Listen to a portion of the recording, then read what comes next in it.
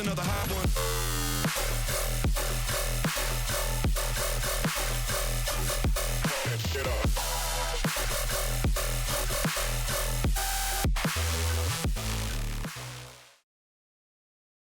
Hello, everybody. Welcome along. Thank you so much for tuning in. This is AGT's GT7 GT3 Championship. A lot of GTs as per usual. I, of course, am your host, Isaac Fogarty. We're back for round 3 this week at Sardegna, the A Road Track layout. And what a layout it is. There's a very exciting race laying ahead of Division 2 and Division 1 today, which will feature on our broadcast. And to bring you all the action alongside me this evening, he's back this week, Mr. Matt Dernedde. No Max Silver this week yet.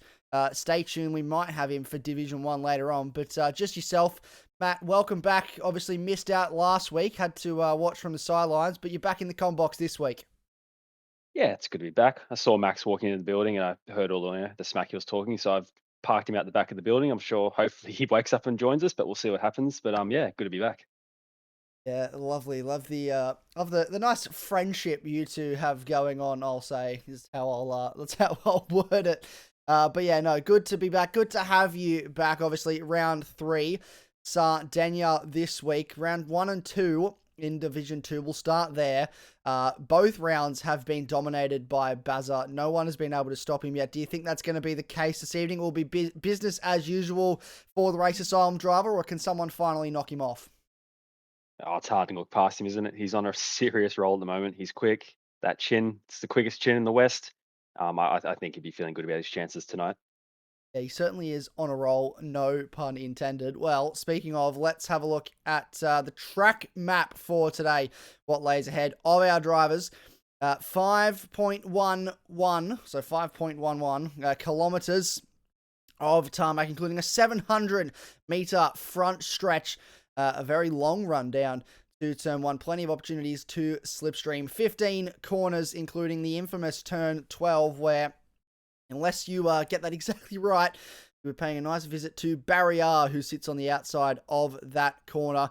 And 22 laps for our drivers, 112 kilometers of racing, and the medium tyre will be the mandatory tyre. Now, Matt Dernedde, you're the man with the numbers, with the strategies.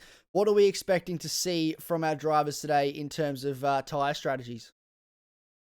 So, look, I don't think this track's particularly high on the tyre wear, so I'd expect to see probably medium soft strategy, whichever order they decide to do it. I'm not too sure what they'll do. Fuel wise, I think same as we're not running a very high fuel usage here, so expect. I think the tank can do the race, but I expect drivers to take a little bit of fuel in the stops. It's pretty open. I think we've got the way the series is set up. It's going to be a lot of different strategies can sort of converge and work with the way the multipliers are set up. Well, we'll keep a very close eye on the strategies, and seems like there's different ways it can go depending on how you drive the car. So we'll keep a very close eye on that. Let's have a look at our qualifying results for Division 2. It'll be kicking off the action today. It's not so fast He is quite fast today, actually, and he's on pole with a 42, almost 42 flat. Then it is H. Bruce lining up in second. Bazza, the man that leads the Division 2 Championship, won the first 2 races. He sits third with a 42.4, so a little bit off the pace in terms of being close to our pole sitter. Then it's Steve Fletcher in fourth. Lagoon fifth, C. Packer in sixth, Dino in seventh, Sparks eighth, Dr. Nobody ninth, LaPalmans 10th, Wrestler 11th, Hedges 12th, Sid Roosters 13th, 14th is Barto, Arnie down in 15th, and Problem S. He had a bit of a problem in qualifying by the looks of it because he is in 16th. Matt, any standouts for you there in that session? Any big surprises, good or bad? Well, I mean, no surprise to see not so fast on pole again. Just needs to really start converting these races because he's obviously got some serious pace in that McLaren. Really weird to see Arnie buried down in 15th. That's really odd. So I think he's going to be pushing forwards in the race. And Bazza top 3, and also Bruce in the Mazda. He's had a bit of a tough start this season, so it's good to see him on the front row. Yeah, well, hopefully that front row can be converted to a good result today. We'll keep a very close eye on that indeed, but I believe we are not too far away. The cars are forming up to do their rolling start, so let's throw down to the track for all the action from Division 2, 22 laps ahead of our drivers. Here we go then, Not So Fast leading us away on the run down the front straight for the first time. The countdown is underway.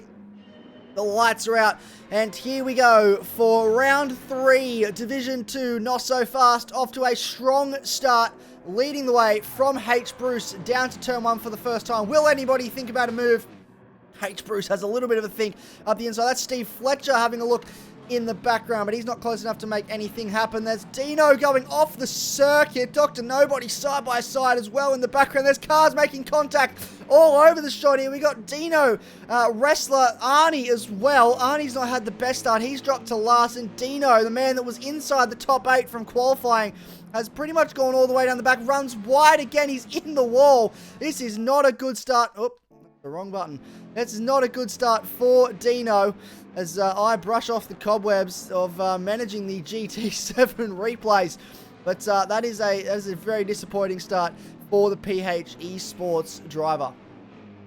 Yeah, a bit of a shocker there. He's made quite a few. I don't know if he got pushed off there the second time or if he just drove off the road. But anyway, it's a rough start for him, but only early days, so he'll start to work his way back. I'm just looking at tyres at the moment. It seems like the majority of our field's gone with medium tyres.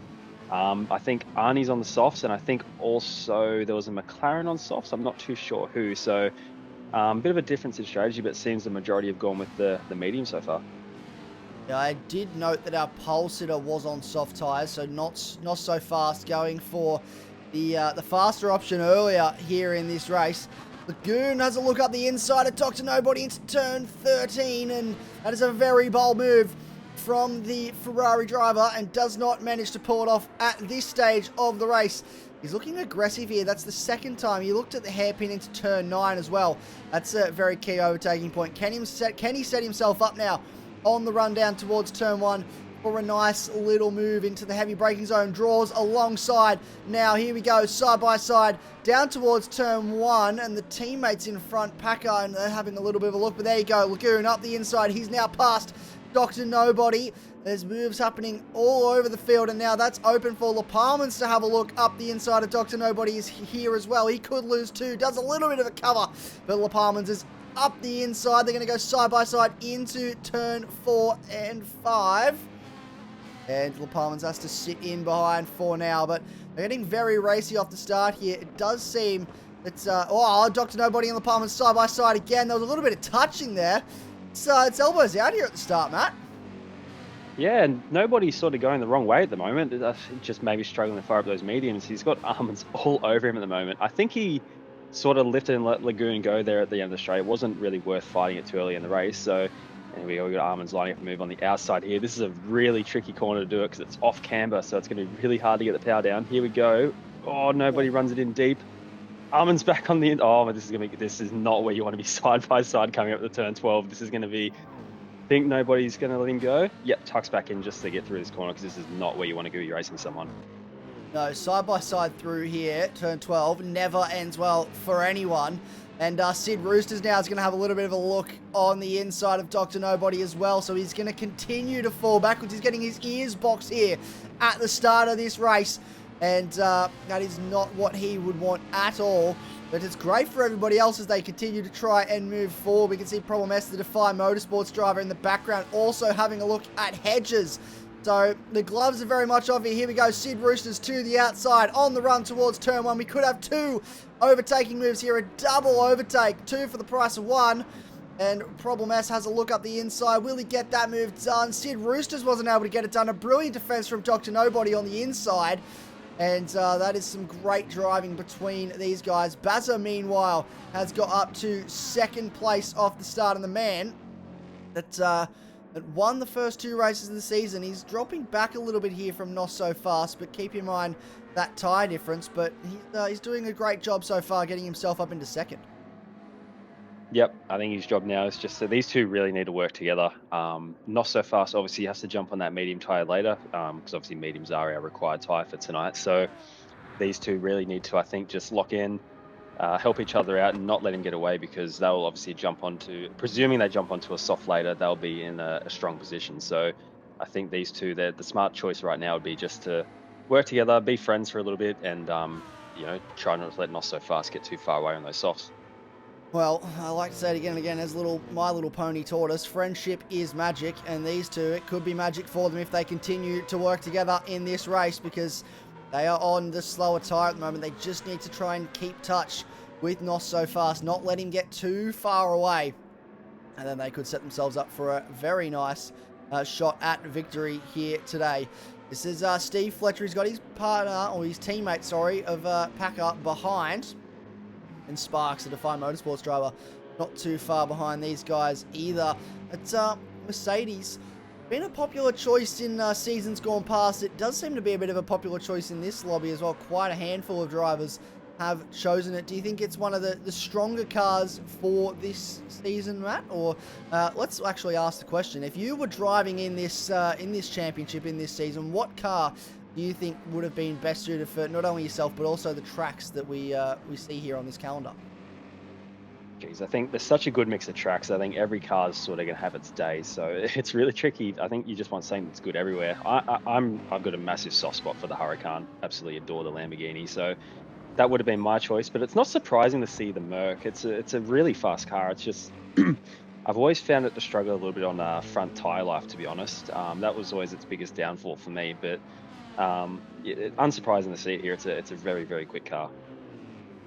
Definitely one of my favourites. A car I've used in AGT seasons gone by, and definitely one of the stronger contenders this season for my popular cars. That is Barto having a little look up the inside of Hedges, and that was a very cheeky sniff into turn 9. A very difficult place to overtake. As you said, the off camber makes it hard if you're stuck on the outside, but wasn't able to get close enough in the braking zone to make anything happen there. And Arnie has closed right up on the back, still sitting in 15th. It has not been the qualifying or the race start that Arnie would have wanted. And I don't know, this is seems very out of character for Arnie, I feel. Maybe just not gelling with this circuit as much as he would like. Yeah, being on the softs, I would have thought he'd been it's surprising to see him still this far back. So. And the lap times just aren't there on the soft tyre at the moment. That's obviously going to be influenced by traffic, but yeah, very, very, very uncharacteristic for Arnie. Sorry about that there, but there you go. And he's still just running in the 44. So I think he's still using a lot of fuel. So I'm not too sure what the play is here for Arnie at the moment. He needs to sort of get his elbows out and get a move on here. I think, as he has a big slide out of turn 1. I don't know. This is sort of ruining his race at the moment because, of course, he still needs to get onto that medium tyre. So. To be the harsh critic, but he really needs to get a move on here, I think. Yeah, he definitely does. Here we go on the exit. That is very close between those two. And Arnie now has a look to the outside of Wrestler, but he's not close enough to make anything there this time. Can he get a nice run through here for the overtake position, maybe at turn 9? He's nice and close to the back of the McLaren driver in front, but car position of Wrestler making it difficult for Arnie to try and find a way past. You can see him searching for any sort of way that he can find a way past, but he's not able to at this stage. And we'll look back further up the field now. And they started to settle down at the moment. Sid Roosters, he's stuck with Dr. Nobody, who had closed up for a little while there. Two La Palmas in front. El Palmas in front, but not close enough to with him for now. And we could come under pressure here, but he gets a nice exit out of that corner. Who doesn't get a nice exit is Lagoon, doing a bit of smoke signals to Hedges behind. And this is just starting to sort itself out a little bit now. They're starting to find their own bit of real estate and just try and settle into a rhythm. Yeah, you don't want to be doing too much of what Lagoon just done there, because that grass, if you get into it, it pulls you into the wall there, and you end up with a massive damage on your front right. So you're gonna want to be very careful of getting into that. But looking around, there's a few people here that have got quite good fuel numbers. I did note that Sid Roosters has used quite a lot of fuel compared to the cars around him, already down to half a tank. So, but the other thing to note as well is those medium tires just are not wearing. So if you can make your fuel last, as we got Hedges down the inside of Problems here, that's good racing by these two. Sparks Nice as turn well. left. Someone's in the wall. Who have we got in the wall? Is that Bardo? It's Sparks. So Sparks is in the wall. Oh, bugging me. Caught on the outside. I had to wait up as well. Good presence of mind, actually, to wait up, I will say. Because you just sort of, if you go in the wall there and you continue through, that could have been dangerous for all the cars coming through that corner. Yep, no, very good presence of mind there from the Defy Motorsports driver. It's a shame to see him in the wall. He was going quite well, so...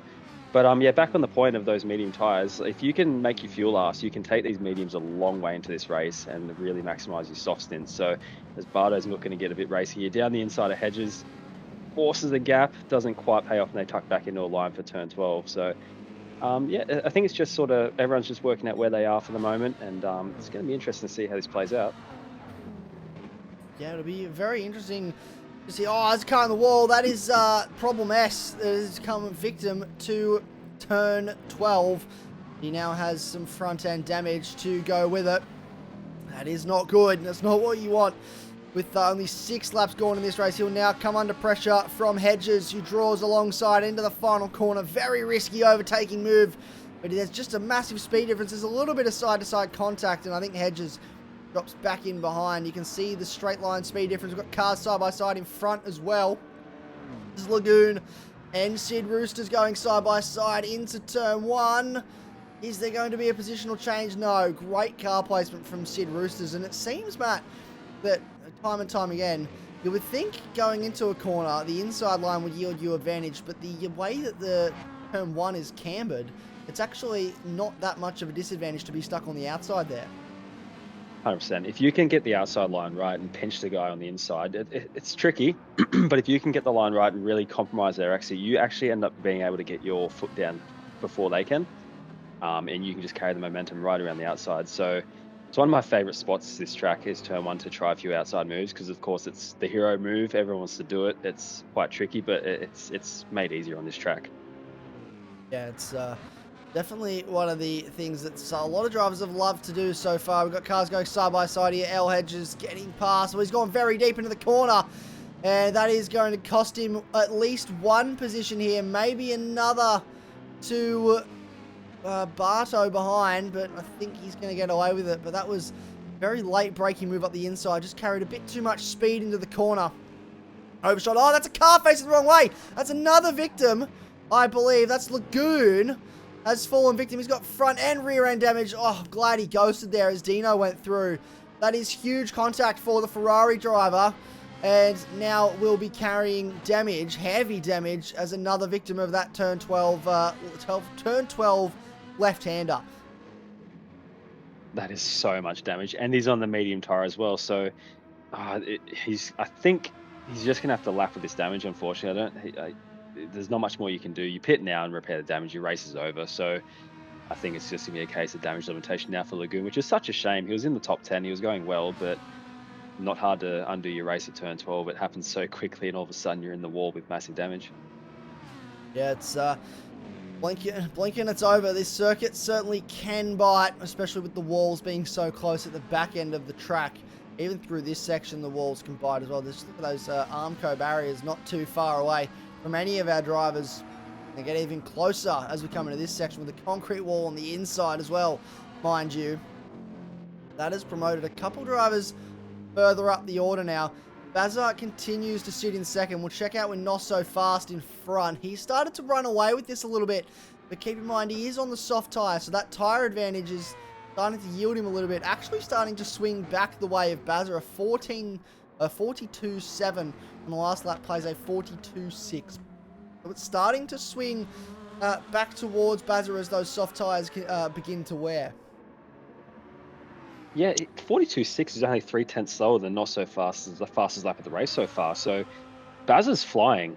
That's a really stonking lap on medium tires from Bazza there. That's crazy, and he's gapped Bruce as well. So, but the top three at the moment are sort of in the class of their own. There's a massive gap back to fourth place Steve Fletcher.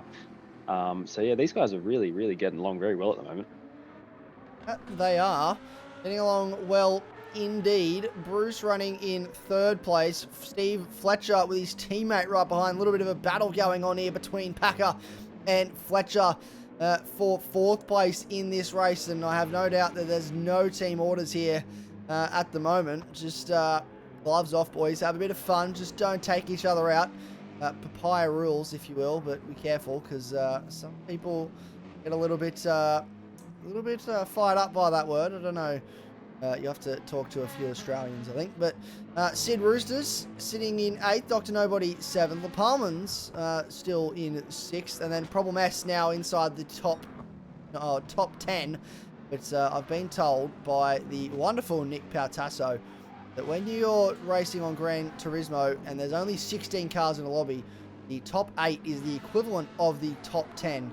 So he's at just outside that top 8 at the moment and chasing after the man who sits on the bubble, Sid Roosters. So hopefully he can catch him at some stage.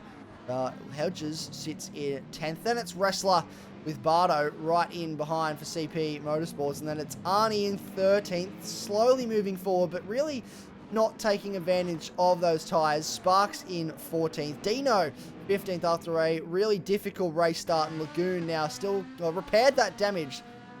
So he has come into the pit lane, which I think is a big ask. He has not put any fuel in, just tyres. No, not tyres even, just damage repair.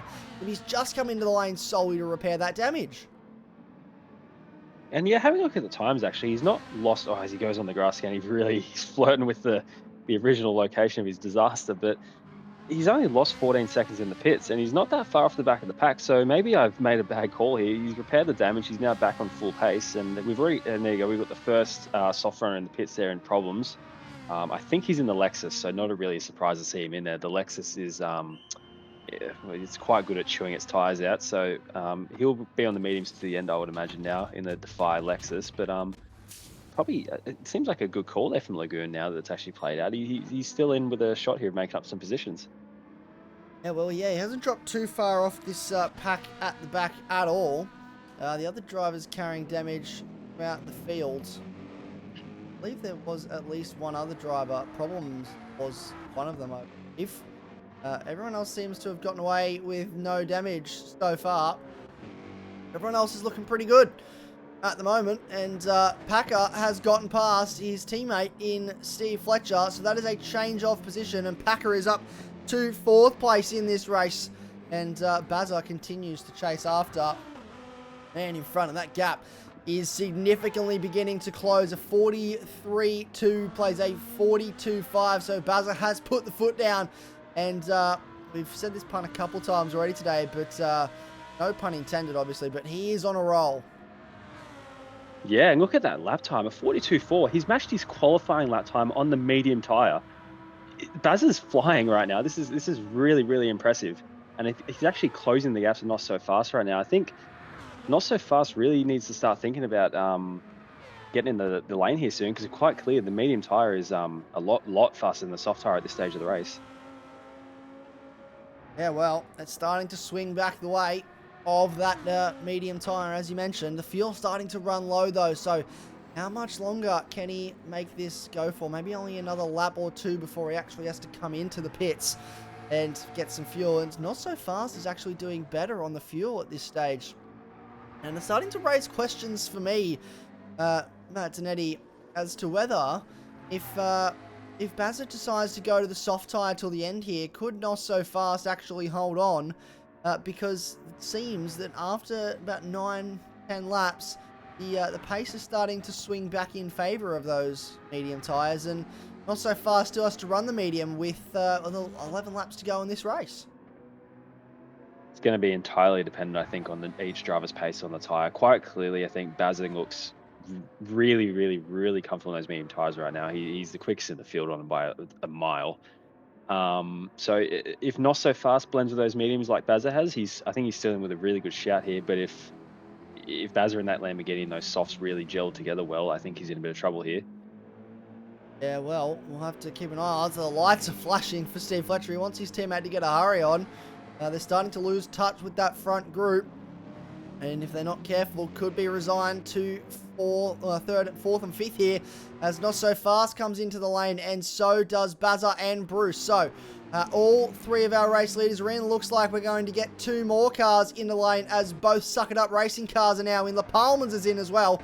Everyone's getting to the halfway point. The man that's staying out is Dr. Nobody. He's going to continue. He's done quite well with his fuel, actually, and will push on. And Hedges also elects to stay out, and not come into the lane yet. We got fuel going in, tyres going on for a bunch of drivers, and it looks like Not So Fast gonna have to put in a full tank of fuel to get to the end here. Yes, he is. So full tank of fuel going in. We'll switch to the medium tyre. Bazza, what tyre does he go for? He stays on the snow, goes to the soft. It took a while for us to load and tell us what tyre he was going to be on, but both Bazza and Bruce have switched to the soft. So for now, they will have that faster tyre advantage, but how long will that advantage last? I thought he stayed on the mediums, and I was about to absolutely go off my head. Okay, this is important now. So Bazza needs to get these softs up to temp and see what pace he's got. Nos needs to work on getting those mediums up to temperature and try and hold that gap that he's created. This is the stint for the race now. This is going to be very, very interesting. Bruce is still in with a shot. If these two decide to battle and get into each other, he's still right there. So Fletcher's also managed to jump Packer in the pits there. So that little bit of fuel advantage that he had has played a bit of a role in getting past there as well. Yeah, it's just noticed that as they came out back onto the circuit that he has jumped him. So clearly, Suck It Up Racing Pit Crew 1 doing a little bit better than Suck It Up Racing Pit Crew 2. And getting their driver back out in front. Now Wrestler having a look at the back on fresh softs of problems, and looks like that'll be a relatively easy pass for the reserve driver in the McLaren as he drives past the Defy Motorsports Lexus that stopped earlier in the race. Hedges now elects to come into the pit lane. Dr. Nobody continuing on again. He's done really, really well to make that fuel last as long as he has. That'll serve him well in his stop for not having to take as much fuel. And Arnie as well continuing on. So two cars left to pit in this race. Currently first and second. The provisional race leader at the moment is this man on your screen. Not this man, sorry. This man here is Not So Fast. And that gap is continuing to close. So putting those softs to good use at the moment is Bazza in the Race Asylum Lamborghini. Your favourite car, it could be said. That's an idea, this Lamborghini. It looks quite fast, sounds quite mean as well. Yeah, great sounding car. And it's very good. It's nice, it rotates nicely. It's got half decent top end, so it's he's really melting this gap away very quickly though. He's got to be within a second at this point. It's just eroded so quickly, this gap. So I think Not So Fast. I think he'll feel like he's in a bit of trouble here. I think Basil would have a big smirk on his face. He'd be feeling pretty good about his chances right now. Definitely think he's got a nice big smirk on his face. He's doing a really good job, I guess you could say, at driving this car at the moment. And look at that gap. It is diminished right down. We could have a change for the provisional lead very, very soon. Dr. Nobody out in front, still going on. Arnie's still continuing as well. You'd imagine they'll both be in this. Arnie's done well to make those softs last as long as they have, but it has cost him quite a lot of time staying out for that long. So Dr. Nobody with no fuel left on board into the lane. Bazza has a little bit of a late braking look, but Not So Fast was switched onto it and was very entitled to hold his line there. Did so. as they ran into the turn 13 to 14 now onto the front straight. 700 meters opportunity to get the draft now for Bazza. Will he have a look into turn 1? They now inherit first and second in this race. This is now for the actual lead of the race. And he's not close enough this time around to make anything happen into turn 1. But he's got a nice drive out of here. This is where the softs seem to have the advantage. Could he make a move down into turn 4? That would be a bold place to make a move, Matt Dernedde. Wouldn't be where I'd try it. I'll tell you that for free. I think he needs to tuck in and just get up to the back straight here. And he's got a lot of time and a lot of pace and a lot of grip advantage at the moment. So, as Nos goes in the grass, is that going to give Bazza the chance that he's looking for? I think he's just going to tuck in for now. That's what I'll do as well. I'd pick up the slipstream and make a move towards it in the straight. So that's where I expect to see it. As he gets a great exit. Yeah, this is a really nice exit from Bazza. He's right in behind the McLaren driver now, Kiwi pit lane driver. And he's going to probably have a look, I would imagine, up into turn 9. Here we go to the braking zone. Does he dive to the inside? He does. Is he late enough on the brakes? The room is afforded by Nos so fast. This is great racing between the two of them. Bazza not close enough. Has a little look at the switchback, but this is not a section of circuit you want to try and overtake. Just a nice run through here. Focus on getting clean. And he could set himself up. A little bit of smoke signal there on the exit. Drops off the back. Didn't get as strong a run through there. The dirty air would have played a factor in that. He needs to reset himself now, I think, and line up for another run at that overtake. Yep, heaps of time. The aero wash definitely, I think, gave him a bit of a fright there. So he'll know next time not to sit that close to that corner, I think. And it's all learning with this sort of stuff. See where you're quicker, see where they're weaker, and it's a bit of almost like a puzzle game. You're trying to just work out where it's going to work. So, but if you can see there as well, Bruce is closed right up as well. So while these two are going at it, Bruce is closing in on this fight. Yeah, he's starting to close up, and that could spell trouble for Nos so fast. He could lose not 1, but 2 positions if he's not careful here as this race continues on. It's lap 15 of 22. Where has the time gone? This battle is coming alive, and it's making this race feel like it's going really quickly. A nice exit there for Bazza. Can he set himself up to do what he tried to do last time? It wasn't close enough to do, and get a run through in towards turn 9 and look up the inside. He's got a really nice run through here, this time through, I believe that's turn 6 or 7, then turn 8 is here. And well, he's alongside by the looks of it this time. This should be done on the run down towards turn 9. They're side by side now into the braking zone. Deep under brakes for both drivers. Not so fast. Might have a look at the switchback, but Baz has got it done. And he pulls that off up into the lead of this race. He now has the opportunity to start to pull away. And Bruce, who has used this opportunity to close right up, is now the one that is threatening Not So Fast. So, Not So Fast, I think he'd like to be looking forwards here, but he might have to look behind. Absolutely. Fastest up at the race for Bruce. He is flying right now. That Mazda has really turned these soft tyres on. Where's this come from Bruce? This is really, really, really impressive. Baz's exit there got that done. He had that overtake finish halfway down the straight. There was no question. Nos had to give it up. So he's going to be looking backwards more than forwards now. I think Baz is just going to have to just look after his tyres and just, manage the gap now. So here we go. Battle for second at the moment. Well, battle for second could be on very, very soon. Looking further down the field very quickly. Fletcher's starting to pull away from Packer. And Dr. Nobody as well. He's jumped to 6th after that pit stop. So staying out and running long actually served him well. He's on fresh medium tyres. The fuel allowed him to do a bit of an undercut. And he's got himself into a really, really strong position here, 6th place. Yeah, he's on the soft tyres, if you'll see there. So he not quite the mediums, but he's got himself in a really good position on the right tyre, I think, for this stage of race. The grip's going to be high. The track, it's just... And he's in the train for 4th place, so could still be some more chocolates on offer here for Dr. Nobody. Absolutely. There's plenty of opportunities left with still a fair chunk of this race to go. 8 laps when we cross the line. And further down the field, Hedges up into 9th place. Wrestler at the back end of the top 8 as well. Bardo in 10th. Problem in 11th, not going the way he would want this stint. Sparks, 12th place. Sid Rooster's down in 13th. He's gone a bit backwards in this race as well. Dino's still struggling in 14th, Arnie 15th, and Lagoon is down in 16th place. But Bazza is the man leading the way, and Bruce is starting to close up now on Nos so fast. This battle is really not too far away from taking place, and I think we need one of those little overtaking difficulty graphics they have in F1, which are never correct, but you love to have it, as Bazza does a 42.1 on the previous lap, so that's his fastest lap of the race so far.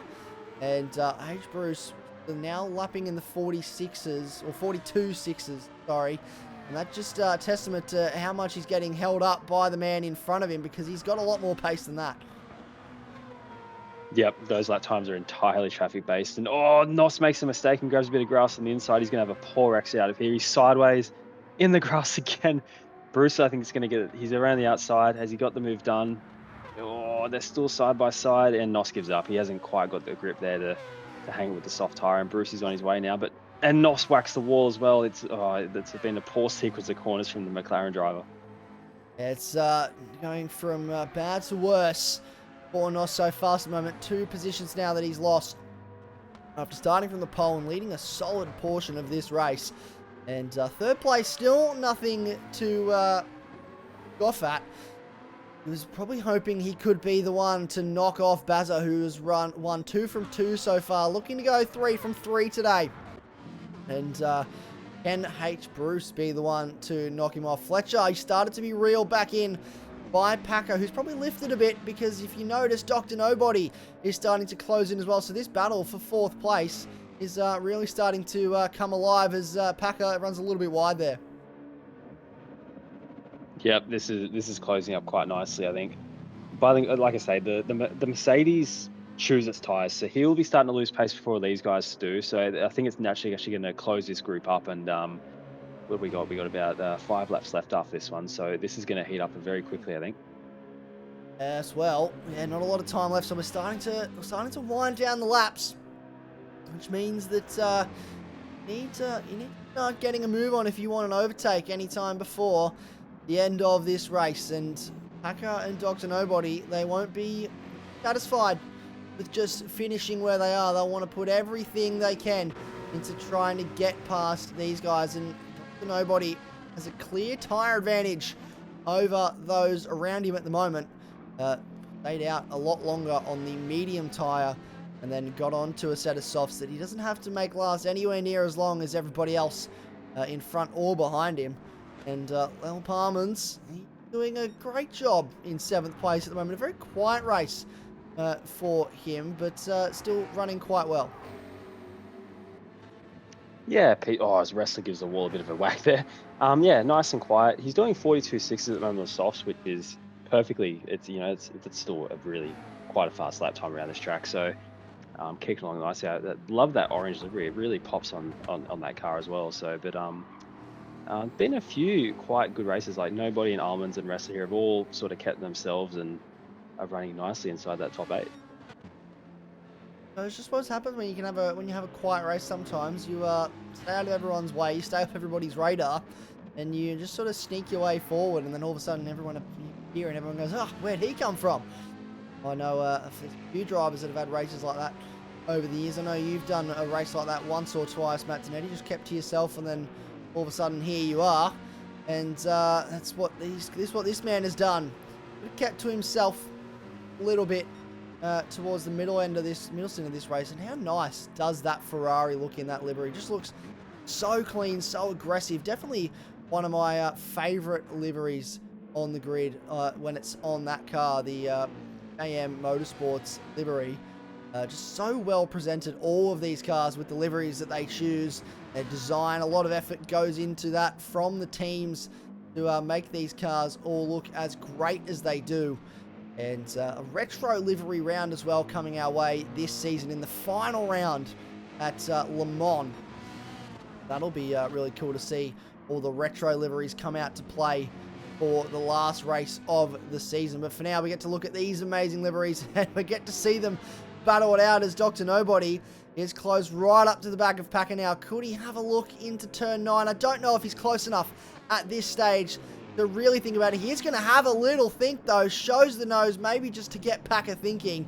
But the mind games are on here. They're starting with 3 laps to go, Matt. Yep. Get in his head. You really got to get in his head and force a mistake if you want to make you can make the move a lot easier for yourself if you can force them into a mistake and let them just open the door for you to sit on through. So I'd say that's what nobody's doing right now. And as you see, they both run in the grass. They're both going to have dirty tyres here for the last corner. So they're both probably going to get quite a poor run off this corner, I would imagine. So, but nobody's in the fight, and Fletcher hasn't gotten away. So this is really hotting up. 3 laps to go. It certainly is. This is getting feisty, and is Dr. Nobody right in behind Packer now. So this could be a position change as we run down towards turn 1. He's sitting in the slipstream, right up behind. Just suck it up, Porsche. He looks to the outside, then tries to go back, but he's already alongside. Has to drive around the outside. That can play advantage though. Oh, and Packer's spun all on his own. That's a huge moment. He lost the rear end. Just sort of flicked the car around on the dirty inside part of the road. You can see the marbles there in that camera shot. That just sort of brought that car unstuck, and that is a huge piece of damage on the front end of the Suck It Up Porsche. He's loose again. He's going to spin the car again. That tyres, they have a lot of heat in them, and once you spin once, it's so easy just to spin the car again with how hot those tyres get. Oh, what a shame. You end up flustered with the damage and the accident, and it's so easy to make another mistake, and that's exactly what he's done. Nobody done exactly what you need to do there. He held Packer tight, which means that Packer doesn't get to pick up any of that camber on the road, and he went to put the power down and went around. So that's an example of that move working there. The car on the outside typically actually gets to dictate what happens there rather than the car on the inside. Yeah, and I just noticed that damage is now repaired, so we're running light damage here in this race. So no real disadvantage now as that fixes itself, and he can push on to try and catch back up to Dino, maybe get himself another position or two, but he'll be incredibly frustrated with that. But that means to this man, Dr. Nobody, that overtake became quite easy in the grand scheme of things when your opponent spins out and faces the wrong way, and now he's got no one else to put pressure on him, and he can just focus all of his pressure onto the back of Steve Fletcher as he looks to the outside now on the braking zone. A mirror image of what he did to his teammate on the previous lap, perhaps, but no. Steve Fletcher just a little bit deeper on the brakes, pulls the car up nicely. Still nose to tail as they run in through turn 2 down towards turn, I think this is turn 4. I'm still getting used to my corner numbers here at this circuit. Everywhere we go, it's always different, obviously. And this is a great piece of racing. A nice exit there from Dr. Nobody. He draws alongside. Can he make the overtake stick as they run down towards turn 6? Oh, this is the dirty side of the road. It's difficult. They're going to continue to go side by side.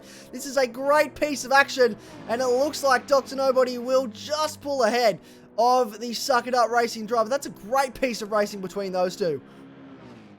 That was impressive. He set that up from turn 1. He had Fletcher running deep into every corner there, and that put him on for a perfect exit into that corner just for the back straight. So really smart driving from Nobody, and yeah, a really great move. It's not over yet though. Fletcher he wants that P4 back, and we're going to have they're going to tuck back in for turn 12.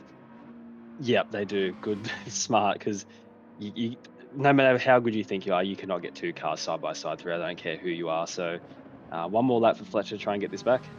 Yeah, well, let's see what he can do. It looks like Bazza is running away with it at the front here.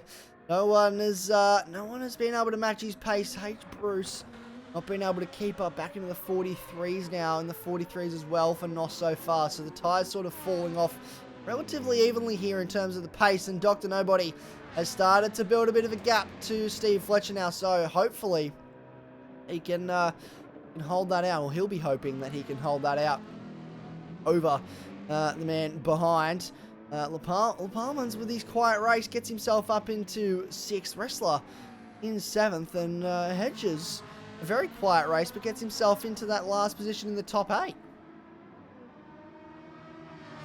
Yeah, really well done by Hedges.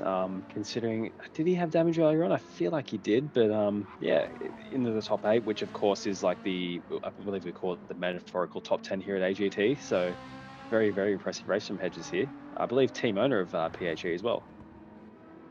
Is the team owner of PHE Motorsports himself and Ben Burton. They put a lot of effort into this team. But today, it's all about this man at the moment. Didn't have the qualifying session he would have wanted, but he's made this last stint work. He was quick in the first stint on the mediums, didn't let Not So Fast get too far away, and then struck quickly on the soft tyres. He's gone 2 from 2 so far in Season 6. He's going to go 3 from 3 today. No one is able to stop the chin, and Bazza wins here at Sardegna. Bruce will come home in second. Not So Fast will be third. Dr. Nobody, after qualifying in a lowly 9th place, will come home for 4th position, and Steve Fletcher will have to settle for 5th. LaPalmans holds on for a wonderful 6th place. Wrestler in 7th, and Hedges will round out the top 8, and we'll throw over to our results page to go through the back end of that grid. Well, what a race. What a finish for our drivers. Let's have a look at our full race results for Division 2. So it was Bazza going 3 from 3 here and at Sardegna. It says round 2 there. I do apologise. That is a typo from our graphics team. But H. Bruce comes home in second. Not So Fast third. Dr. Nobody in 4th. Fletcher 5th. LaPalmans 6th. Wrestler 7th. Hedges in 8th place.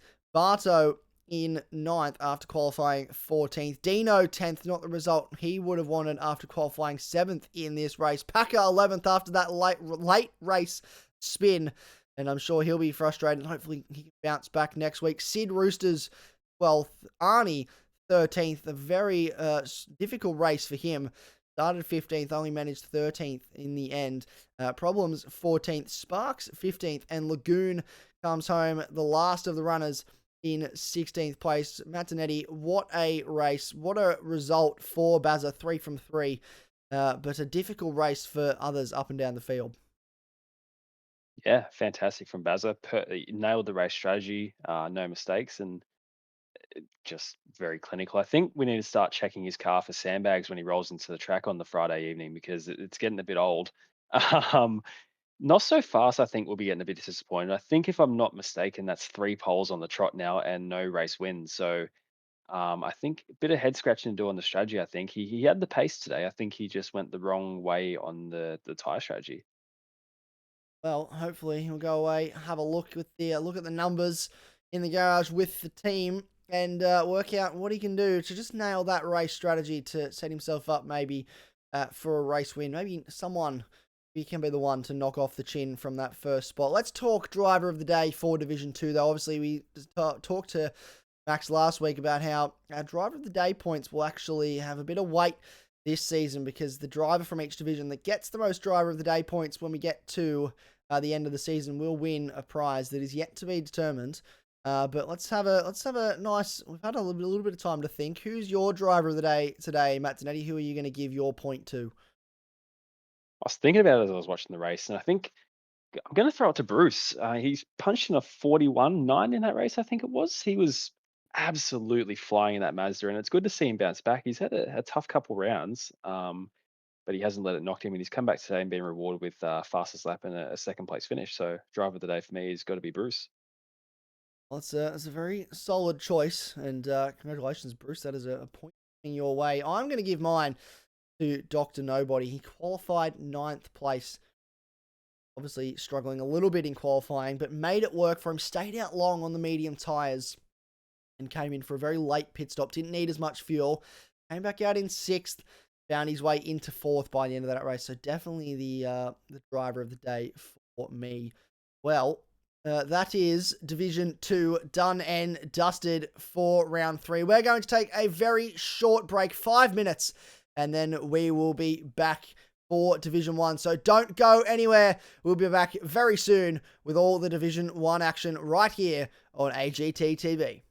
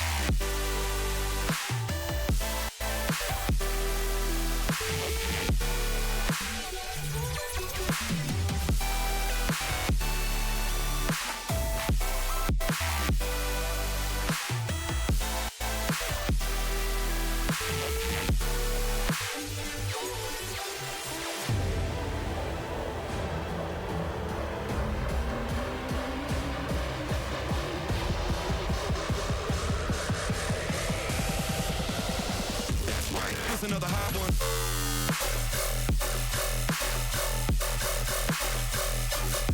That shit up.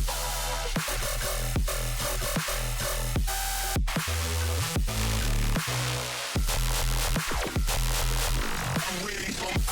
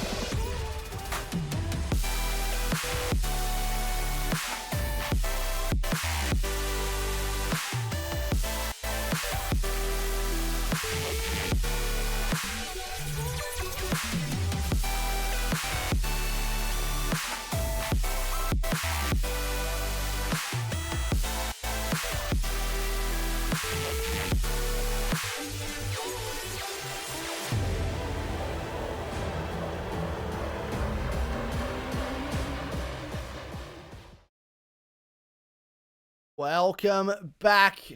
Hopefully you enjoyed the break, and we are here again, reminder, for round 3 of the AGT GT7 GT3 Championship.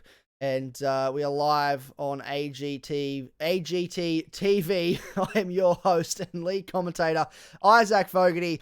We just had Division 2. We're getting ready. We're gearing up for Division number 1, which is on the way very soon. But first, I will reintroduce my co-commentator, Matt Dernedde. Matt, welcome back. Obviously, a very short break, and we're back and we're ready to go for Division 1.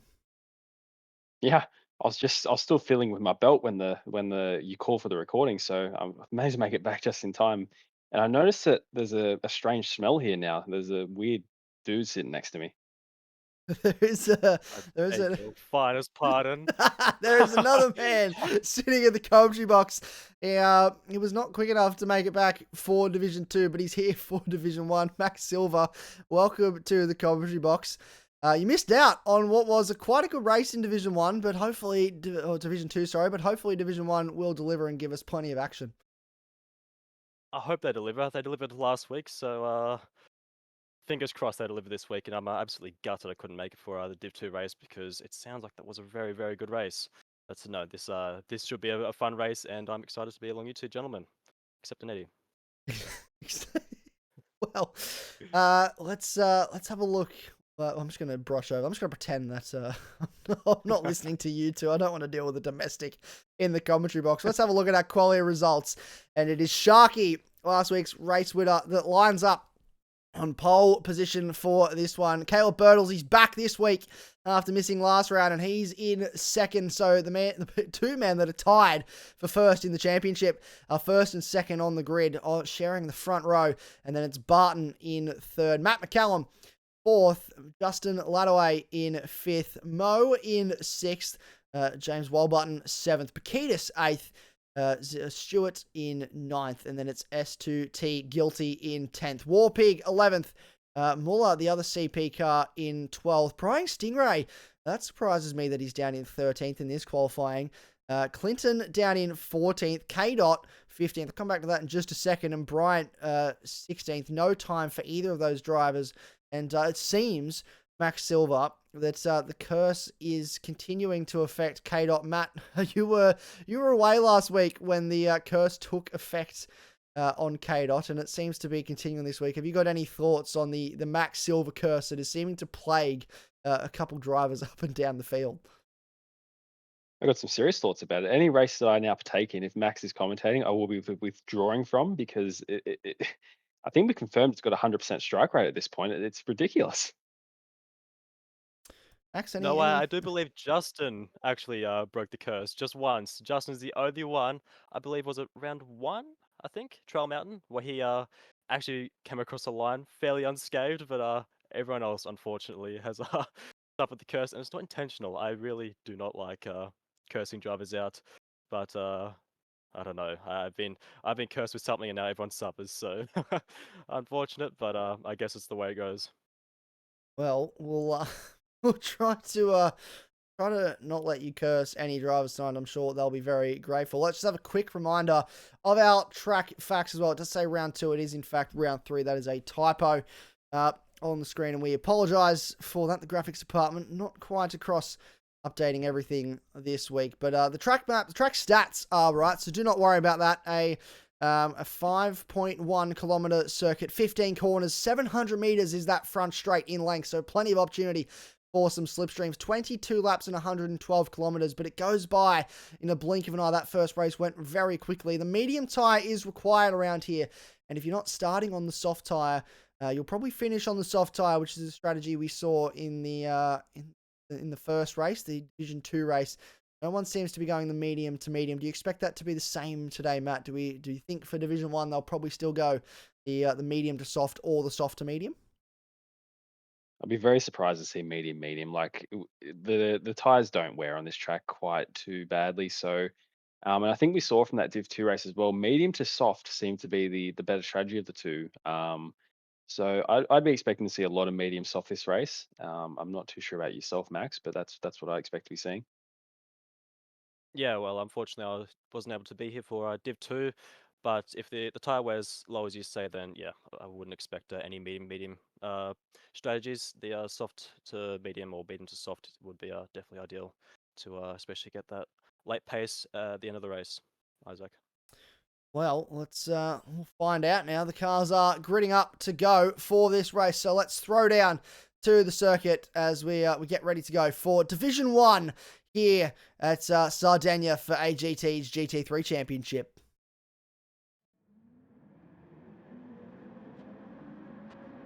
Here we go. The cars are rolling towards the start line. Rolling start formation here for our drivers.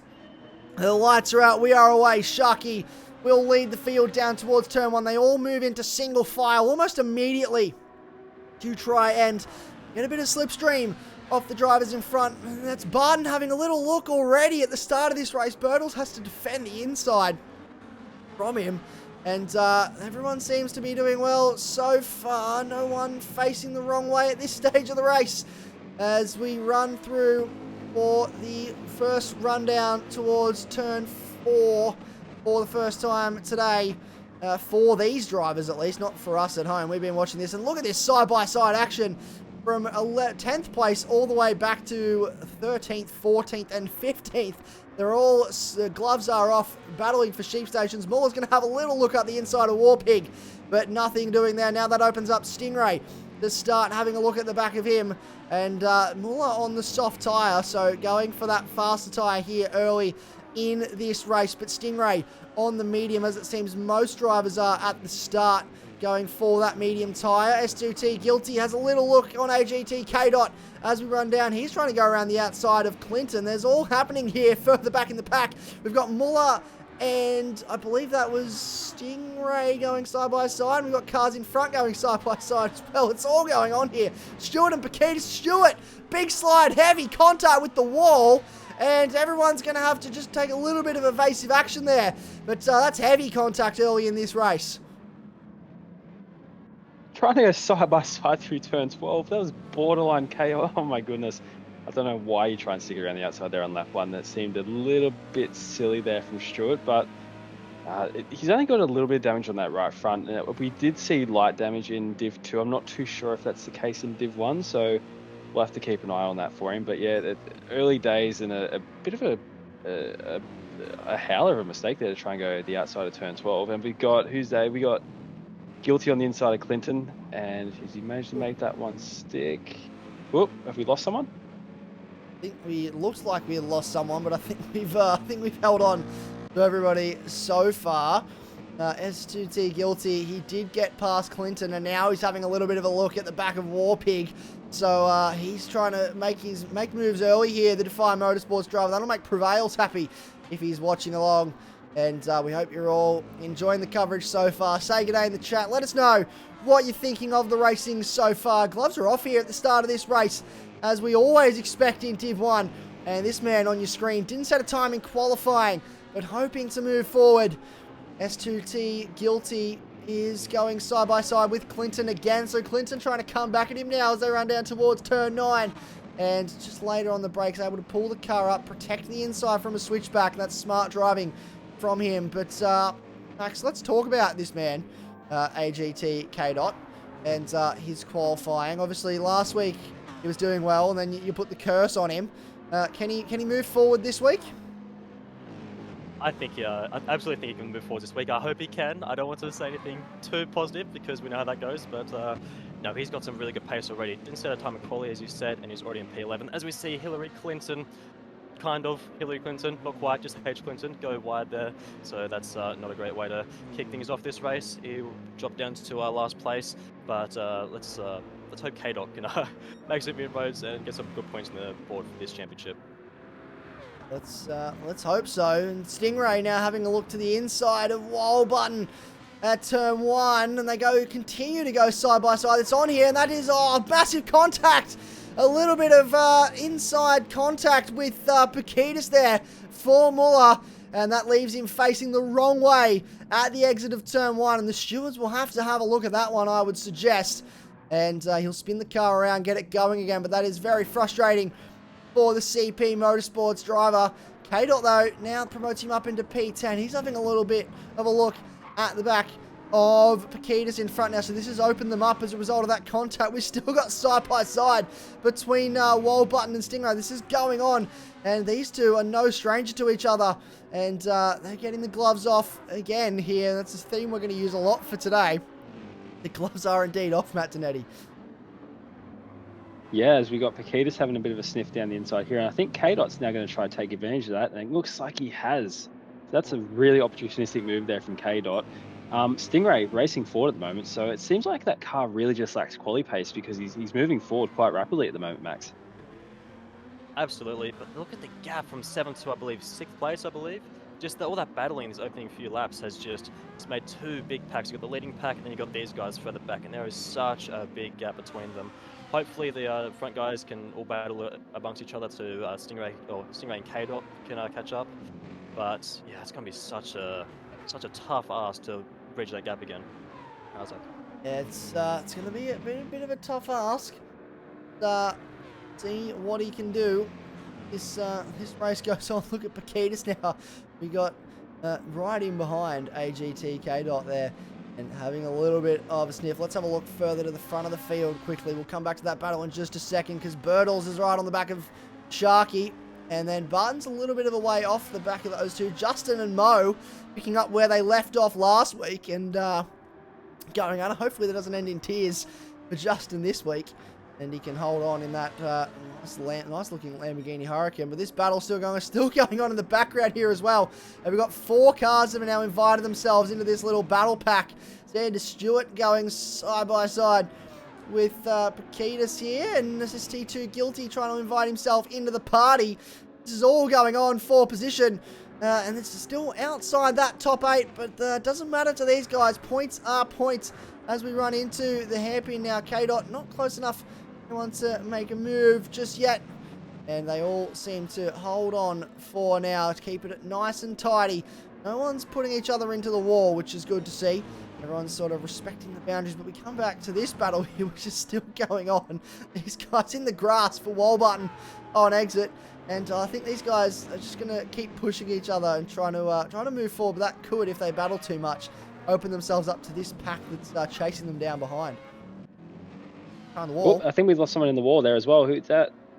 Who have we got in the wall there? Is that Bryant? It certainly is. So he's made a bit of a mistake there into the last corner. And managed to not pick up any damage actually somehow. So he's been quite lucky with that. But bit of a, as you see, he's skipping a little bit sideways here. So a few internet issues, but he's still in the race, no damage. And it looks like Guilty's pretty early, so he must have picked up a bit of damage. Have these two potentially come together?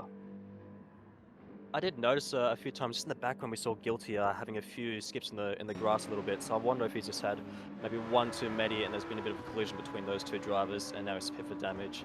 I'm not sure how long the tyres and fuel last here, but that is really an Ultra 1. I don't expect pit stops to be so early, but that is unfortunate. But yeah, that's how racing goes sometimes. As we see, okay, on Walbutton getting feisty. It's only lap 5, fellas, and look how much aggression we've seen this race so far. There's enough aggression to last an entire race usually, but we've seen it in 5 single laps.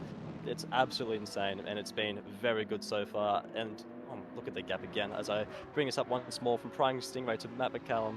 It is such a huge gap, but I'm sure if anyone can bridge it, it's Prying Stingray. None of us expected him to be so low in qualifying, but he has a race pace. As K-Dot gets a bit loose on exit, maybe he's trying to shape up Walbutton, doesn't quite do anything there, but he's going to try to get the exit. Oh no! Oh, he's looped it! Oh my goodness! Oh no! The Max Curse strikes again. He's looped it out of the exit of turn 9, faces the wrong way. And that is heartbreaking for the man that was all the way up into 9th place in this race, threatening on the back of Walbutton. And now, I believe he may be carrying damage. We'll go back down and find out. He is carrying some front aero damage. That's super frustrating for the Race Asylum driver. 3 difficult races so far for this man. Definitely had a lot of pace. He was showing that early, and we'll have to settle back in now and try and find his rhythm, but that is incredibly frustrating, and we'll try and get some stories that are happening further up the field as well. Mo's dropped a little bit off the back of Justin. He holds the fastest lap of the race though, so he's got a bit of pace in that Defy Motorsports Ferrari at the moment, trying to get the power down. Yep. He's on the soft tyres at the moment, so he's trying to make hay while the sun shines. And a 41.7 is absolutely wanging it in the Defy Ferrari. And he's going to be on the back of Justin here pretty quickly if he keeps that up. Yeah, absolutely. These two have been inseparable, as we've seen. Last race, I believe they were neck and neck, and then Justin took a bit of a stroll into the gravel, you could say. But these two are once again nose to tail, seem to be pushing each other as hard as they can across. Mo does seem, if you look at the right there, he's done a 44.1. His next lap was a 41.7. So I believe maybe lap 4 there might have been some sort of incident that made him lose a bit of time, or just natural battling, not sure. But yeah, he's undeniably got a lot of pace in that Ferrari with fastest lap currently. So yeah, one to watch for sure, Isaac. Yeah, we'll keep a very close eye on him. Hopefully the max curse doesn't take effect for your own driver. I don't think Pravals will be very happy if you start cursing Defy drivers. We'll keep a close eye on him throughout this race, though. Burnals has dropped off the back of Sharky now. Sharky started to pull away, and Barton is now putting the Suck It Up racing driver under pressure. And they're both on the medium tyre. All our front runners on the medium tyre at this stage of the race. And Justin a little bit of a way off these guys, but still running strong inside the top 4. And this battle, I don't know necessarily whether these two will battle, Matt, or whether they'll just they'll use their experience to maybe work together to try and catch back up to Sharky in front. These guys, these Div 1 guys are extremely smart. In my opinion, this first stint is get to your pit stop, save some fuel, try and shorten that soft stint as much as you can, and then once you're on that soft tyre, the gloves are going to be off. So I think these two should work together, get some fuel on board, don't let Sharky get away, and then as you see there, but as I'm saying it, Birtles goes purple on the medium tyre, which is just absolutely insane. So yeah, I think these guys should just work together. It's going to be a bit quiet, I think, until the pit stops. Yeah, these guys have been so strong already in this race. As you said, the medium tyre with the fastest sector, and look at the gap they're pulling, even to the likes of Justin and Mo, who are just behind. But they've made such a lead already. They've put themselves in a strong position to just manage their own race, don't have to worry about anyone else potentially undercutting them because they've got such a big buffer. It's only these three they have to really worry about. And if something goes wrong, of course, as it goes purple even further. So these guys are flying on these medium tyres. The only guys they have to worry about, as I was saying before, was Justin and Mo potentially, but Mo is already on the soft tyres, so on the medium tyre stint, these guys will be on the softs, so it's a bit of a different strategy, so yeah, we'll see, I guess, how that plays out, but I don't really expect anyone to bridge this gap to them, just given their insane pace. They are just, all three of these, so dominant already. I expect them to save fuel and tyres, as Dernedde was saying, and yeah, this is looking for a very, very competitive 3-horse race, Isaac. It's looking like a very, very competitive 3-horse race, and we will keep a very close eye on the lap 8 of this race. So over a third of this race already gone, and it is Sharky leading the way from Birtles, Caleb Birtles from Barton, from Justin, by the way, the man on your screen currently. Then Mo, Matt McCallum sitting in a very lonely 6th place, but a good 6th place. He's had a few troubles the last couple weeks with his wheel. He's talked about how during a stint, as the tyres begin to wear and the fuel load gets lighter, he loses feeling in the wheel. It's really only with these GT3 cars that he's had that problem. Messed around with it a little bit, played around with the settings. I think he's starting to find a bit of a way to manage that, and he's holding on to 6th place at the moment as this stint wears on, which is a good sign that things are moving in the right direction for the Kiwi pit lane driver. Then it's Brian Stingray from 13th on the grid up to 7th, which just shows how much race pace that Lexus currently has. It wasn't the best car in Div 2. We saw the Lexus drivers struggling, but he's looking at making it look easy at the moment.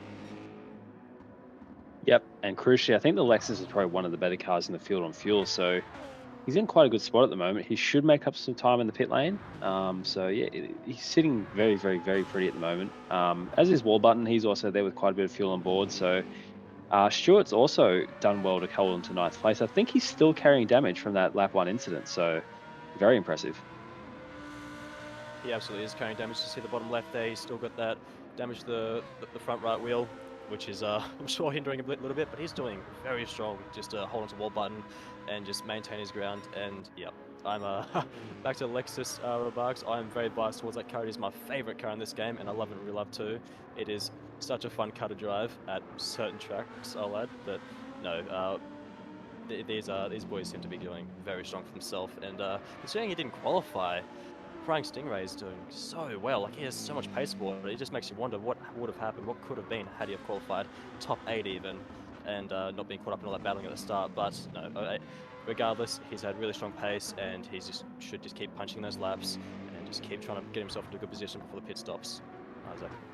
Yeah, well, he's doing exactly that at the moment, as is this man, Paquitas. Had a bit of a rough start to the race, but he's putting in solid laps in the 42s now and trying to just build a bit of consistency to maybe move forward in this race as it wears on. Just use those medium tyres to his advantage while he has them. Eke out that fuel a little bit, and that's exactly what he is doing. We talked about, so obviously, Matt likes the Lamborghini. Max, you like the Lexus. I have said that I like the Mercedes. My actual favourite car is not one that really very good on the balance of power. Is the Mazda Atenza GR3 car, and pretty much just not a great car on balance of power. It's very slow, very sluggish, not great through the corners, not great in the brakes, not great anywhere. But man, is it fun to drive. And but if I had to pick one for a series like this, I'd probably go with the Mercedes. So three different choices from 3 different drivers, and it just shows how preferences can go. And Mo, crucially now, speaking of drivers, he's gotten past Justin Ladaway, so that is a change of position. Mo, he said, Matt, he wanted to put those soft tyres to full effect, and he's done that, getting himself up to P4. Yep, he certainly has done, and those tyres, he's still got quite a bit of fuel on board as well, so he's managed to save getting all that done. As you can see in the foreground there, the top 3 are really starting to close up, and Barton's actually managed to pick up the fastest lap of the race at the moment on the medium tyres. 41.5 on medium tyres is just absolutely insane, and I think that top 3 is actually really starting to close up, and we might get a battle here shortly. Yeah, that could be one spicy thing to look at, and they have closed up. Look how close they are. Let's look half a second between them. That is a good call, Matthew, because that is insane to see. And we have to go with the fast lap in third, looking to just squeeze these 2 together. He's going to probably try to pressure them both into a move, try to pressure Birtles to make a move on Sharky, and hopefully he can get the scraps. As we see Sharky take a very defensive line. That was very early on, just letting his decision known. As there's a bit of contact going towards the corner, Barton's up the inside. He's pushing Sharky through the corner, trying to get him on the power so early. And they're side by side now, 2nd and 3rd place. And I believe Barton's going to have the outside for the final corner. It's a flat-out corner. Can they do it? Oh, it's tight. But they've done it cleanly by the looks of it. And Barton's got past. And Birtles is in for the pit lane, I believe I saw. He is. So this could be very crucial to see if his outlap is very clean. Isaac. That's early. Very early. Very early. But Birtles has said, I'm having none of this. Get me out of here. I'm going into the line. The question is, what tyre will he go to this early in the race? It's pretty much going to be a 50-50 split, so he's going to ask a lot of the soft tyre if he does switch to it. But we keep a close eye on this battle now. Sharky and Barton. Where is... Sharky's in the wall! And so Barton's in the wall, not Sharky. That's Barton. Heavy contact into the wall.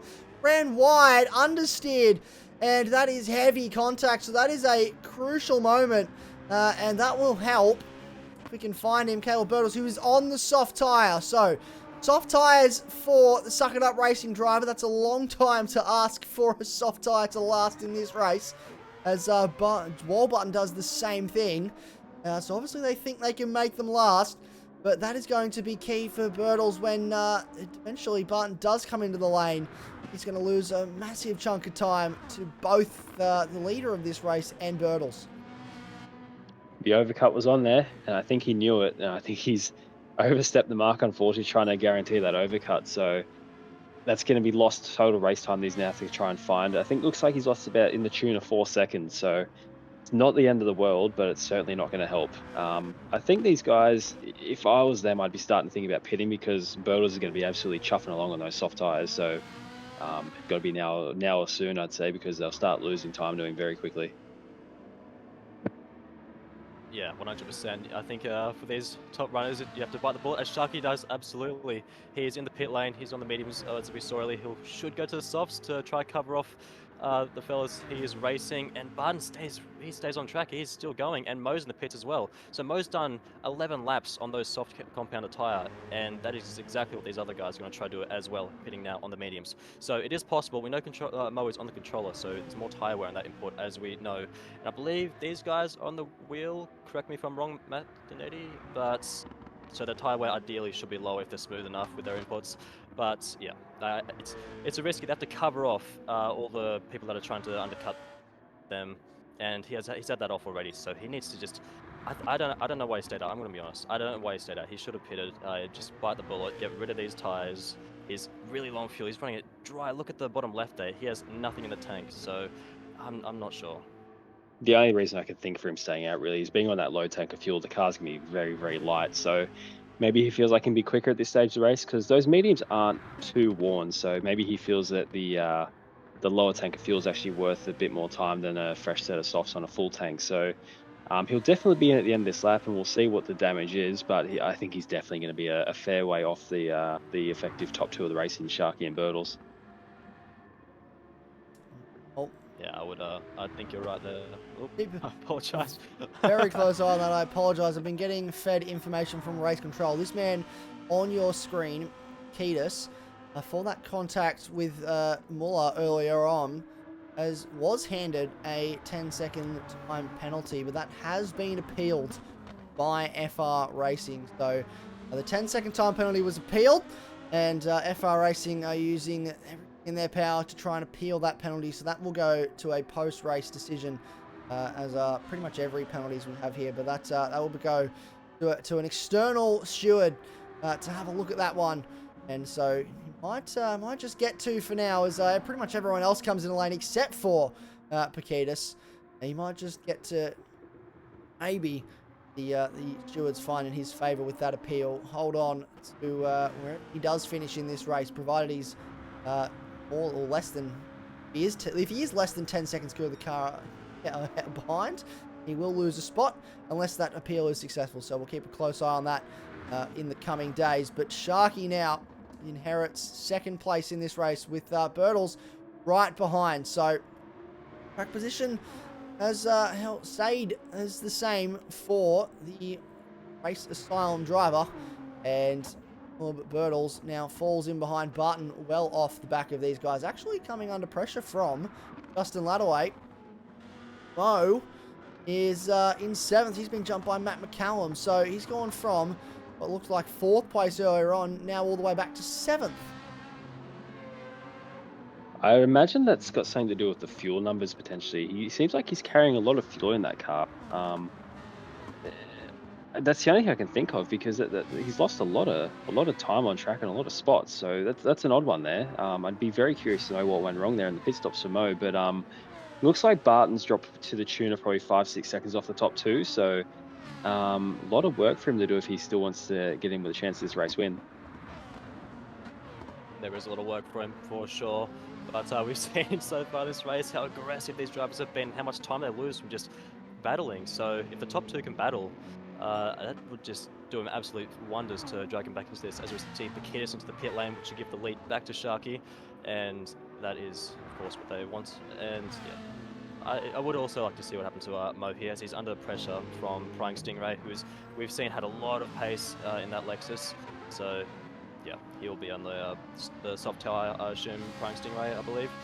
So yeah, it's a bit of a bad race so far for Mo after this first pit stop, Isaac. Well, hopefully he doesn't get worse for him here, as Prying Stingray is right behind and threatening on the run down towards Tom. He's got a lot of speed difference here, almost 10 kilometers an hour in difference between the two cars. Shows how long the slipstream is, and that is a change of position now, and Mo could fall victim to wall button here as well, as we move down towards the turn 4 now. But he's not close enough at this stage. Mo trying to come back a little bit at Prying Stingray. But I think he's just going to get his ears boxed here, being on those medium tyres. So that just goes to show you take the strength early by being on the soft tyre, and it plays into your hands, and you're loving life for the first 4 or 5 laps of this race. And then you get to this second stint and you go, oh, everyone else is on softs and I'm on the mediums. All of a sudden, I'm the one that's getting my ears boxed and getting overtaken by everybody on soft tires. Yep, it's going to be very tricky for Mo here. I think he's in close proximity to a lot of cars on soft tyres, so he's got an upward battle to fight here. Stingray up into the top six, which is mildly impressive, and he's not far off Matt McCallum either. So Stingray potting along really nicely. We shouldn't be surprised at this point, but seeing him qualify as low as he does, it makes you wonder, and then he just manages to pull out the bag. So very impressive race here from Stingray so far. It is. He's got a lot of pace in that Lexus, and look at the gap he's already put on Mo. He's probably nearing a second there just from looking at it there. But yeah, he'll try to catch up to Matt McCallum and get a top 5 result, which would be arguably drive of the day material if he does it. Don't want to jinx him. Don't want to say anything bad. But no, he's been so rapid. It's been very impressive. And as I said before, just imagine if he had qualified higher, he could have been with those top 3 just battling. So, yeah, very impressive. As we see, Wall-Button very close behind Mo. He's trying to just get an overlap of some sorts before making the move. He's got the soft compound, he's got the faster rubber, so he's just going to try to just keep chipping away, look for an overlap, look for an opening for Mo, and he's going to try to strike. So we'll see what he can do here. Yeah, we'll keep a very close eye on this. We also want to keep a relatively close eye on this front battle pack, which is still going on between Birtles and Sharky. So the gloves are off at the front of the field now between these two. And Birtles is close right. He's going to have a look to the outside. Sharky defends the inside on the way into turn 9. Birtles will have to hold the outside, which is the tricky part of the road to be on here. They're still side by side though, running through 10 and into 11. Will they go side by side through 12? There's a little bit of side to side contact between the two of them. They're going to go side by side into turn 12. Yes, they are. Oh, not quite. Caleb Birtles pulls ahead. Sharky will sit in behind. That little bit of side to side rubbing has meant that Birtles now leads this race. So that is a change for the lead. Sharky won't want to let him get away too much though. I suspect that this is far from over. My goodness, how aggressive was that? That was incredible going into turn 12. And I'll tell you whose eyes are lit up from that, Barton. You can visibly see that gap closing. So he's got his head down right now watching these two fight, and he'd be thinking that he can really get involved in this. So I think that this lead battle is far from over. I'm being fed information as well from Defy Motorsports that Mo actually had a spinner and incident early on in this second stint, and that's why he's lost so much time. So that's it. That's what's happened to the Defy Motorsports Ferrari driver. Well, I'm a little upset they didn't go to their own Defy man for the information, but oh well, I'm not going to judge, not going to complain, I guess, but yep. I think they think you jinxed him. Of course. No, they might do. They might not want to talk to me. Oh, that's terrible to think about. I'm sorry, Bravels. I'm sorry, Mo, but I don't mean to. As Mo goes wide there again, maybe struggling with grip, and that's going to let Wall-Button with a bit of more of a stiff opportunity. No, he's going to play sensible. He's going to try around the outside, actually. Oh my goodness, that's not a place to try go around the outside of. He doesn't quite make it. He backs out, tries for the better exit in the slipstream, see what he can do. That Mazda wouldn't surprise me if it's got better top end than that Ferrari, and he's just tucked in. He's pulling out to the right hand on the driver's side now. He's going to have the outside line for this corner down here under braking. See what he can do. Sorry, I just noticed Max as well. Sorry, they're both carrying damage. Oh, they are. Oh, massive damage on the Ferrari as well. Front and rear damage, including suspension. Oh my goodness. These two have had multiple. I believe there was a qualifying incident between these two as well. So they're not. They've got to know each other pretty well this season. So that's shocking. I don't know what's. I want to know what's happened there. Mo's just had a horrible second half of this race. That's super unfortunate. Struggling big time here. Look at the understeer he had on the exit of turn 13. And I think, unfortunately, the Max Silver curse has made its way to the Defy Motorsports stable as he now comes under pressure from Paquitas. Adam Elzine draws alongside and will essentially walk past the wounded Ferrari. It was tipped to be driver of the day by Max Silver not too many laps ago.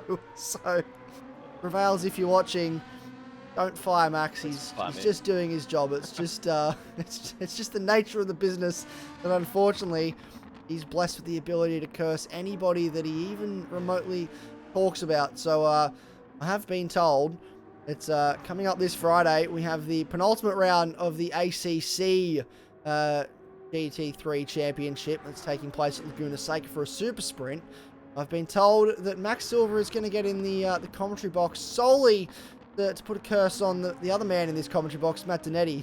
So get ready, Matt. I've already locked the door to the commentary box. I can guarantee you right now that he will not be getting through that doorway. Anyway, back to the GT7, because this is what we're supposed to be commentating, gents. Sharky, a 41.2 in pursuit of Birtles. He's chugging along, and I did notice that Barton also did a 41.3. So those Citroens have really come alive on the soft tyre in this second stint. They seem to be flying.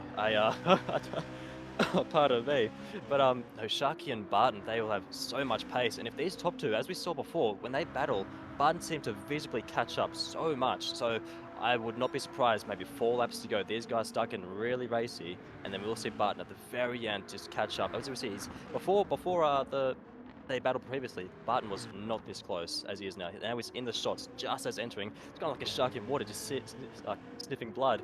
It's just catching up just slightly with every frame. But no, if these guys battle, then that only invites Barton in, and I would not be surprised if there's some late fireworks in this race. A 41.1 from Barton. He's flying. This is insane from Barton in the Citroen. I think this is going to close up at the end. It's still a big gap, but if these two fight, he's right back in this, Isaac. Yeah, well, we'll keep a close eye. I was told that needed to watch these guys at the end of the race because there was action aplenty between them, and that's certainly what we're going to try and encourage our TV director to do, because these two are super close. And then this man back here, Barton, he is on a charge at the moment. A 41.3, 41.4, 41.1 are his last 3 laps, playing a 42.8, 41.2 and a 41.7.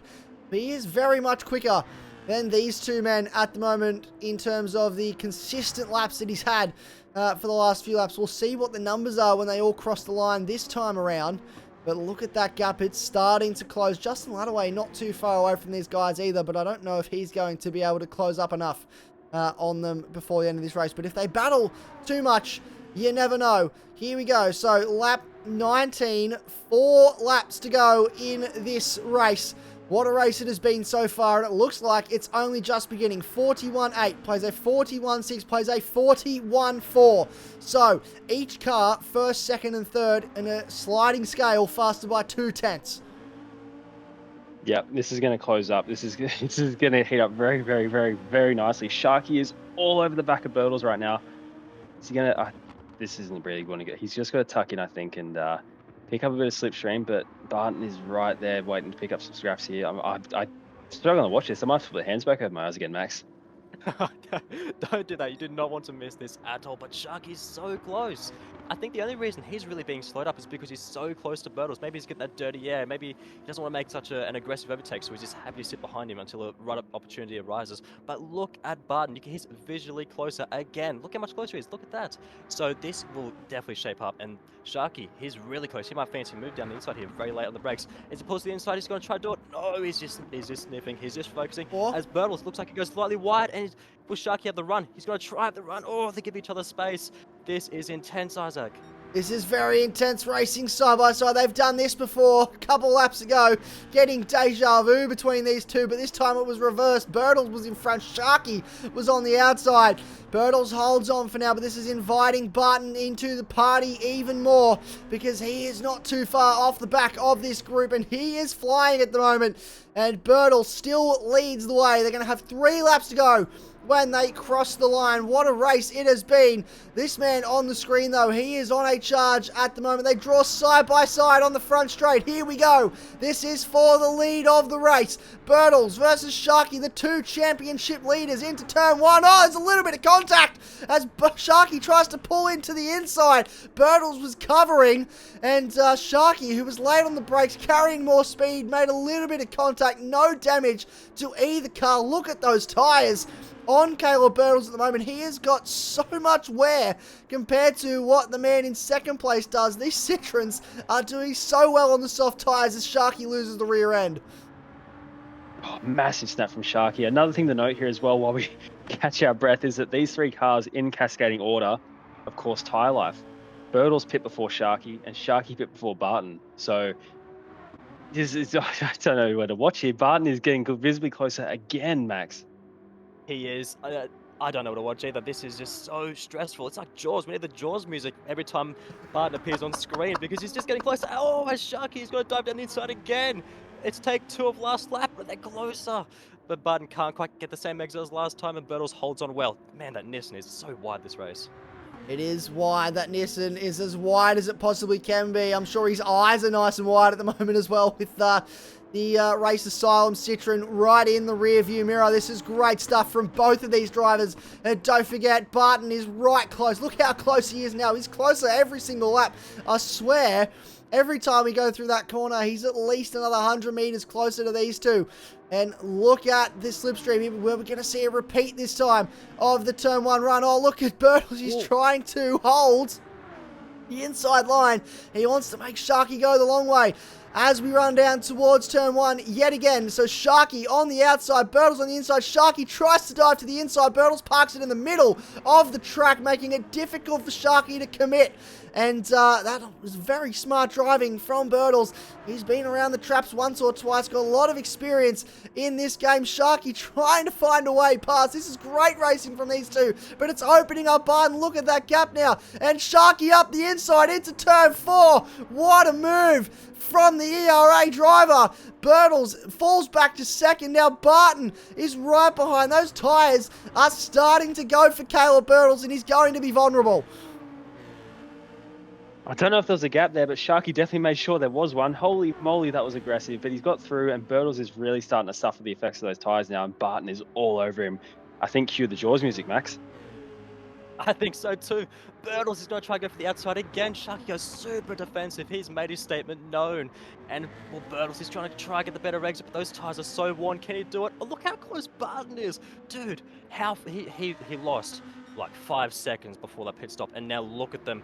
Line astern, first, second, and third. Oh, they're so close, Isaac. They are so close. Oh, they're all on the grass through turn 12, run down towards turn 13. This will be the last opportunity down the front straight that Barton and Birtles are going to have on the car in front. Birtles is dropping away. Those tyres are starting to struggle now. That's going to make him vulnerable on the run towards turn 1. We know that Citroen has been great on tyres. It's been the fastest car on track for the last 4 or 5 laps. And here we go. This is the final lap. Sharky leads the way, but Barton is going to have a look to the outside. They're side by side into turn 1. Here we go. He holds it around the outside. They're still side by side on the exit. Birtles, Barton. This is great for Sharky. He's just going to walk away into the distance. He's trying to build a gap. They're still side by side as they run into turn 4. Birtles with the inside line. That's still holding on. They're still side by side. Barton finally gets past, and now they've lost all that momentum they had. The gap to Sharky has grown, and I would think for ERA Sharky, he will hold on for the win here unless he makes a mistake. I wouldn't be so sure just yet. Barton has still got a lot of pace and a lot of tyre, so if he can get these next few corners stitched together, he might be able to get in the slipstream range. So, oh wow, around the outside of turn 1, he held it so amazingly well. And I think if you notice, Sharky also gave him a bit of slipstream, so a bit of Citroen love there as Birtles has another knock. Does he get down there? Not quite. Wowee. All right, I don't know. Oh, this is going to be, he's right there. He's so close to the slipstream, Max. He is. Poor old Birtles going to go head to sleep just having nightmares about these damn Citroens.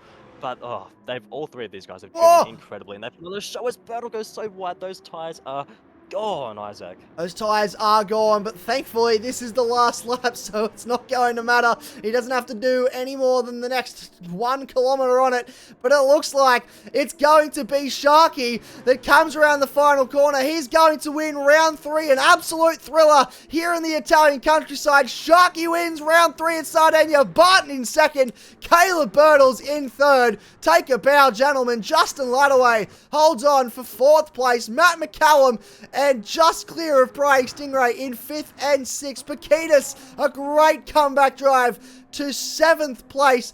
And Stewart, after carrying damage all through that first stint, will hold on over James Walbutton to finish inside the top 8. And we'll go now and have a look at our full results as my voice starts to drift away. What a race. I'm going to need a few, a very healthy drink of water and a few throat lozenges, I think, to make sure that my voice does not disappear anytime soon. I've got more races to commentate coming up in the next few days, so I don't want to lose my voice just yet. But let's have a look at those full race results. Sharky takes the victory, an absolute thriller, 4/10 clear of Barton, and then 2 seconds back to Birtles. Those tyres not holding on right until the end, just started to fall away in those last couple laps. Justin Ladaway finishes in 4th. Matt McCallum in 5th. Prying Stingray, 6th place in this race. A great drive from 13th to come all the way through to 6th. Bakitas, another great comeback. Both FR drivers having strong performances today. And he comes back for 7th. Stewart in 8th. James Walbutton just misses out on a top 8 position in 9th. Warpig 10th. ADRMO, and a very difficult race for him in that second stint after that spin early on after coming out of the pit lane. He's 11th. Bryant in 12th place. Clinton 13th. S2T Guilty 14th. AGT K. The race he will want to forget. It has not been going his way so far this season. He'll hope to bounce back next time out. And then Muller right down the back in 16th place. Gentlemen, what a race. What a finish. I'll throw to you first, Matt, to get your thoughts and your driver of the day, because that was some unbelievable action right at the end. I don't know how to pick someone for driver of the day from that. That was exhilarating. I ran out of words at the end there. I just ended up saying random like exclamations. So I think driver of the day, it's so tricky because Sharky, of course, race winner. It's hard to go past the race winner for driver of the day, but I think I'm going to throw it to Barton. Obviously made that massive mistake into the gravel and lost a good, 4, 5, 6 seconds. And in a lobby like Div 1 where everyone's so closely matched on pace, to be able to bridge that gap is mildly impressive. So Barton, driver of the day for me. Yeah, I think I think I might just agree with you. Asked me on lap 17, and I would have said Prying Stingray, making it all the way up to, I believe at the time he was 6th or 7th. Either way, very strong from him so early on. But yeah, those last maybe 10 laps from Barton were just so heroic. It was just hunting those top 2 down so hard. So I think just that recovery drive and just the raw pace he showed and so consistently, I think he will also get my drive of the day. Well, I'm gonna have to unfortunately disagree with you boys. It wouldn't be our commentary box if we all agreed. I think something would be going on if that was the case. I am going to give my drive of the day point to Prying Stingray. We need to get someone to keep track of all these. I think I need to start writing them down and get a little points tally every week for who's getting what. But I'm going to give mine to Prying Stingray. Obviously, qualified 13th, struggled in the 1 lap pace in that Lexus, but he made the race pace work for him, and it was a beautiful result in the end, a 6th place and a solid bag of championship points for him. But gentlemen, that's it. That'll do it. 2 divisions, Division 2 and Division 1. Some great action from both, especially towards the back end of each race, provided with some excellent action to watch, especially between of that battle for the win at the end. But that is it for today. And next week, I have good news, gentlemen.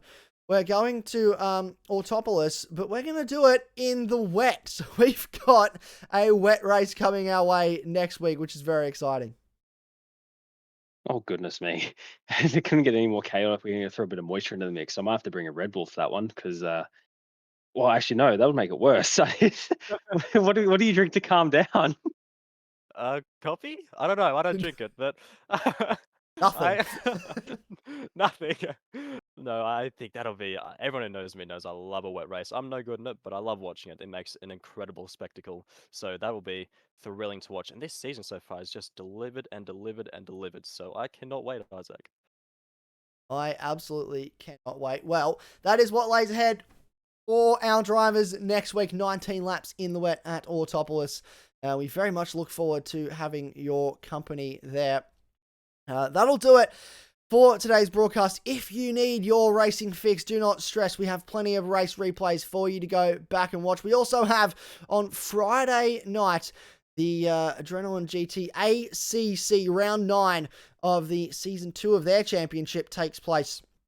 That's Laguna Seca for the American Super Sprint, 2 30-minute races with no stops required, just pure sprint racing coming away on Friday night. So make sure you're looking for something to do on your Friday evening, a bit of racing action, you tune on in.